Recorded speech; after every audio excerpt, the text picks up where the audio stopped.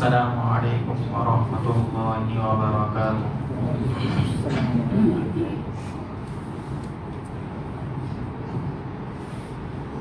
الحمد للہ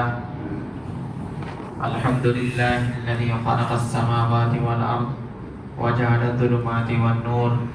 الحمد للہ الذی الحی القیوم الاحد الصمد الذی لم یلد ولم یولد ولم یکن له کفوا احد۔ اعوذ باللہ من الشیطان الرجیم، بسم اللہ الرحمن الرحیم۔ لينفق ذو سعة من قدر۔ وقال الله تبارك وتعالى في مقام آخر: قد أفلح المؤمنون الذين هم في صلاتهم خاشعون والذين هم عن اللغو معرضون والذين هم للزكاة فاعلون۔ صدق الله العلي العظيم۔ اللهم صل على سيدنا محمد وعلى آل سيدنا محمد في أول كلامنا۔ اللهم صل على سيدنا محمد في أوسط كلامنا۔ اللهم صل على سيدنا محمد في آخر كلامنا۔ میرے محترم بھائیو، بزرگوں اور دوستوں،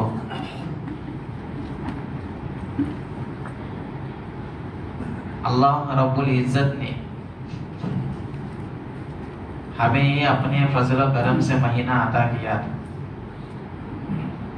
اور یہ مہینہ ہم سے رخصت ہونے کے لیے چند لمحوں کا منتظر ہے کہ چند لمحوں کے اندر، چند گھڑی کے اندر یہ لمحہ ہم سے رخصت ہو جائے گا۔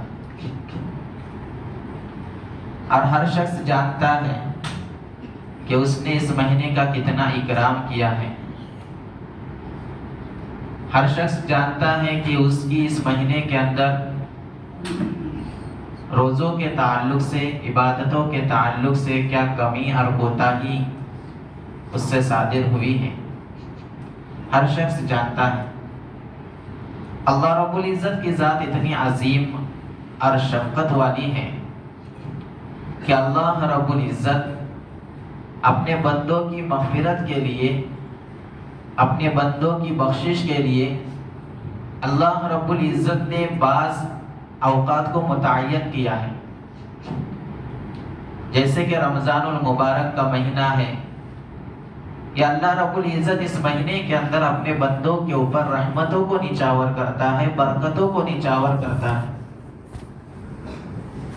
اگر کوئی بندہ سعی اور کوشش کرنے والا ہوتا ہے تو اللہ رب العزت اس مہینے کے اندر اس بندے کی مغفرت کر دیتا ہے، اس کو جہنم سے آزادی نصیب کرتا ہے۔ اسی طریقے سے اللہ رب العزت نے شب قدر عطا کی ہے، جو 1000 مہینوں سے افضل ہے۔ اس کی فضیلت کے تعلق سے آپ کو پتہ ہے کہ اس کے فضائل کیا کیا ہیں۔ تو یہ جو بعض اوقات ہوتے ہیں، یہ اللہ رب العزت اپنے بندوں سے رحمت اور شفقت کی علامت بتلاتا ہے کہ میں اپنے بندوں سے کتنی محبت کرتا ہوں۔ اور ایسے آفر کرنا ایک رحم دل انسان کی علامت ہوتی ہے۔ تو ذرا سوچئے کہ وہ رب تعالیٰ اپنے بندوں سے کتنا پیار کرتا ہے، محبت کرتا ہے۔ اسی طریقے سے اب یہ رمضان المبارک کی ساعت جو گزر رہی ہیں، لگ بھگ آج کا ہی آخری دن سمجھ لیجئے۔ آخری ایام کے اندر لوگ خرید و فروخت کے اندر زیادہ تر مشغول ہوتے ہیں، جبکہ ہونا یہ چاہیے تھا کہ اس آخری وقت کے لیے، اس آخری وقت کو غنیمت سمجھتے ہوئے ہم اس آخری دن کے اندر افطار سے قبل اللہ رب العزت کے سامنے ہاتھوں کو پھیلا دیں، اللہ رب العزت سے معافی صافی کرا دیں، اور اللہ رب العزت کے بارگاہ میں ہم رو دھو کر اپنے سے جو لغو اور فضول جو اوقات گزرے ہیں اور جو ہم سے غلطیاں ہوئی ہیں، ان کے تعلق سے ہم اللہ رب العزت سے معافی مانگتے ہیں۔ جبکہ ہمارا یہ ماحول ہے، ہماری یہ عادت ہے کہ آخری دن کو ہم شاپنگ کا ذریعہ بناتے ہیں، جبکہ پورا مہینہ ہمارے لیے تھا کہ اس میں سے کچھ وقت نکال کر ہم خرید و فروخت کر لیتے، لیکن نہیں، آخری دن کو ہم اس خرید و فروخت کے اندر گزار دیتے ہیں۔ تو میری آپ حضرات سے درخواست ہے کہ اس آخری دن کو ہم اللہ کے سامنے ہاتھوں کو پھیلا کر مانگے، ہم سے جو غلطیاں ہوئی ہیں ان کی معافی صافی کرے، ہم اللہ رب العزت سے رو رو کر اپنی مغفرت کرانے کی کوشش کریں، اور اس کے بعد چاند رات ہوتی ہیں تو چاند رات لیلۃ الجائزہ کے نام سے مشہور ہے۔ حدیث کی کتابوں کے اندر لیلۃ الجائزہ کی فضیلت آئی ہوئی ہے، اس چاند رات کی فضیلت ہے۔ جس طریقے سے ایک بچے کو اس کے امتحان ہال میں بیٹھنے کے بعد وہ اچھے نمبرات سے اگر کامیاب ہو جاتا ہے تو ایک رزلٹ کا دن ہوتا ہے، انعام کا دن ہوتا ہے، اسی طریقے سے اللہ رب العزت نے اس رات کا نام لیلۃ الجائزہ رکھا ہے، چاند رات کا نام لیلۃ الجائزہ رکھا ہے کہ اس رات کے اندر اللہ رب العزت اپنے فرشتوں کے سامنے وہ بات یاد دلاتے ہیں کہ وہ فرشتوں اس بات کو یاد کرو، جب میں انسانوں کو پیدا کرنے جا رہا تھا اس وقت تم کہہ رہے تھے کہ یہ لوگ زمین کے اوپر فساد مچائیں گے، انہیں پیدا نہ کر، جبکہ میں نے تم سے کوئی مشورہ طلب نہیں کیا تھا، میں تو تم کو اطلاع دے رہا تھا۔ میرے بندوں دیکھو، یہی میرے بندے ہیں جن کے پیدائش کے اوپر تم اعتراضات کر رہے تھے۔ آج انعام کی رات ہے، ذرا بتلاؤ ان لوگوں کا کیا انعام ہوگا جنہوں نے پورا مہینہ میری عبادتوں کے اندر گزارا ہے، جنہوں نے پورا مہینہ بھوک اور پیاس کی حالت میں گزارا ہے، جنہوں نے جو راتوں کو اٹھ کر میرے سامنے کھڑے ہوا کرتے تھے ایمان و احتسابا، ایمان کے حالت میں اور ثواب کی نیت کے ساتھ کھڑے رہتے تھے، اتنی مشقت کو برداشت کیا ہے، ذرا بتلاؤ کہ اس مزدور کی مزدوری کیا ہو۔ تو اللہ رب العزت فرماتا ہے کہ اے میرے فرشتوں سن لو کہ میں نے ان سارے بندوں کی مغفرت کر دی ہے۔ اب رمضان المبارک کے اندر، روزوں کے اندر ہر انسان سے کوئی نہ کوئی غلطیاں صادر ہو جاتی ہیں، چونکہ انسان غلطی کا پتلا ہے، نادانستگی کے طور پر، نہ جانتے ہوئے بس اوقات انسان سے کچھ غلطیاں صادر ہو جاتی ہیں جو روزوں کے لیے کراہت کے طور پر بتلائی جاتی ہیں۔ انسان کی زبان سے بس اوقات ایسے الفاظ نکل جاتے ہیں جو روزوں کو کاٹنے والے ہوتے ہیں، جو روزوں کی کراہت کے لیے کافی ہوتے ہیں، لیکن انسان اس کو جانتا نہیں ہے، اس سے صادر ہو جاتے ہیں۔ لیکن لیلۃ الجائزہ ایک ایسی رات ہے کہ جس کے اندر ہم اللہ رب العزت کے سامنے آہوازاری کر سکتے ہیں، اپنے غلطیوں کی معافی مانگ سکتے ہیں۔ یہ رات بھی ایک ہمارے لیے انعام کے مانند ہے۔ اس رات کے اندر ہم دیگر ضروریات کے اندر مشغول ہو جاتے ہیں، ہم اس رات کا کچھ حصہ نکال کر ہم اللہ رب العزت کے سامنے دعاؤں کے لیے ہاتھوں کو اٹھائیں، 2 رکعت نماز پڑھیں، صلاۃ التوبہ کے نام سے 2 رکعت نماز پڑھے، ہو سکے تو صلاۃ التسبیح بھی پڑھ لے، اور اللہ کے سامنے ہاتھوں کو اٹھا کر ہم اللہ رب العزت سے اپنے ضروریات کو مانگے، اپنے حالات کو سنوارنے کی دعائیں کریں۔ یہ تو لیلۃ الجائزہ کے تعلق سے۔ رمضان المبارک کے اندر 2 طریقے کی عبادت کو انجام دیا جاتا ہے، ایک جانی عبادت ہوتی ہے اور ایک مالی عبادت ہوتی ہے۔ جانی عبادت روزوں کے ذریعے سے ہم اپنی جان کو تھکاتے ہیں، کھپاتے ہیں، بھوک اور پیاس کو برداشت کر جاتے ہیں صرف اللہ کے خاطر۔ اب روزوں کی تلافی کے لیے اللہ رب العزت نے ایک اور چیز متعین کی ہے، وہ ہے صدقہ فطر۔ صدقہ فطر یہ مالی عبادت ہے، ایک ہوتی ہے زکوٰۃ اور ایک ہوتا ہے صدقہ فطر۔ اب ان دونوں کے اندر فرق کیا ہے؟ دونوں کے اندر فرق یہ ہے کہ زکوٰۃ فرض ہونے کے لیے اس شخص کا صاحب نصاب پورے سال بھر کے اندر رہنا ضروری ہے۔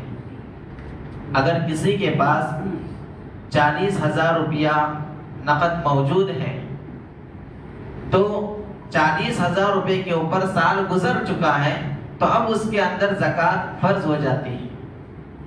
اور صدقہ فطر کے اندر اس شخص کا غروب سے لے کر عید کے رمضان کے غروب سے لے کر رمضان کا آخری دن جو ہوتا ہے جسے چاند رات کہتے ہیں، لیلۃ الجائزہ کہتے ہیں، اس وقت سے لے کر عید کا دن گزر جانے تک اگر اس کے بعد زائد اشیاء موجود ہیں تو اس کے اوپر صدقہ فطر واجب ہو جاتا ہے۔ اس کے لیے سال گزرنا ضروری نہیں ہے، بلکہ ضروریات سے زائد اگر اس کے پاس اشیاء موجود ہیں تو پھر اس کے اوپر صدقہ فطر واجب ہو جائے گا۔ کسی کے پاس ایک مکان کے 2 مکان ہیں، ضروریت جائزہ زائد ہے، ضروریات سے زائد ہے، اس کو ہر چیز کے اوپر قیاس کر لیں۔ اگر انسان کی ضرورت سے زائد کوئی چیز موجود ہے تو اس کے اوپر صدقہ فطر واجب ہو جائے گا۔ اور دوسرا فرق یہ ہے، زکوٰۃ اگر نابالغ کے پاس مال موجود ہے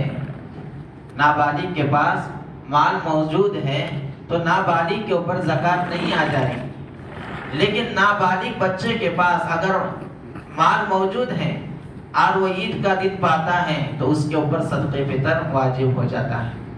ایک فرق ہے، صدقہ فطر ایک آدمی کی طرف سے 2.5 کلو اناج کے طور پر نکالا جاتا ہے، اور گیہوں دینا صدقہ فطر کے اندر افضل ہے۔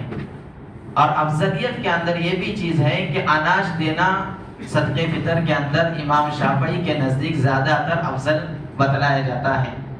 اب بعض حضرات یہ سوال کرتے ہیں کہ کیا ہم صدقہ فطر کے اندر پیسوں کو اور قیمت دے سکتے ہیں؟ تو امام شافعی کے نزدیک اناج کا دینا ہی افضل ہے، کیونکہ حدیث مبارکہ کے اندر اناج کا دینا بتلایا گیا ہے۔ زمانے قدیم کے اندر اناج کا رواج عام تھا، دور نبوت کے اندر اناج کا رواج عام تھا اور لوگ اناج کو زیادہ فوقیت دیتے تھے۔ تو ابتدائی دور کے اندر لوگ اناج کے ذریعے سے اس کو عام کیا کرتے تھے، لیکن اب کے دور کے اندر